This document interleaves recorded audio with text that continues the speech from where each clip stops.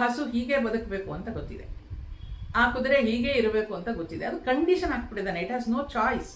ಕುದುರೆ ಹುಲ್ಲನ್ನೇ ತಿನ್ನಬೇಕು, ಹಸು ಹುಲ್ಲನ್ನೇ ತಿನ್ನಬೇಕು, ಹುಲಿ ಸಿಂಹಗಳು ಮಾಂಸವನ್ನೇ ತಿನ್ನಬೇಕು, ಅವಕ್ಕೊಂದು ಡಿಫೈನ್ ಮಾಡಿಬಿಟ್ಟಿದ್ದಾನೆ.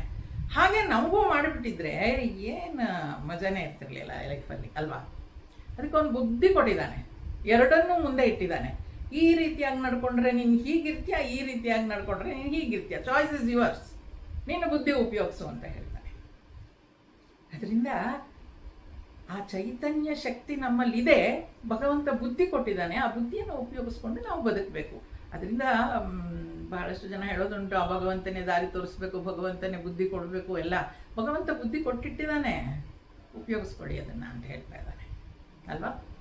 ಆ ಭಗವಂತನ ಕೊಟ್ಟಿರುವಂಥ ಬುದ್ಧಿಯನ್ನು ನಾನು ಸರಿಯಾದ ರೂಪದಲ್ಲಿ ಉಪಯೋಗಿಸ್ಕೊಂಡ್ರೆ ಅವನ ಕೃಪೆ ನನಗೆ ಸಿಕ್ಕತ್ತೆ. ಹಾಗಾಗಿ ಇಲ್ಲಿ ಆತ್ಮ ಏನಿದೆ, ಆ ಚೈತನ್ಯ ಶಕ್ತಿ ಏನಿದೆ, ಯಾವುದೇ ರೀತಿಯ ಪಾಪಕ್ಕೆ ಒಳಗಾಗುತ್ತೆ.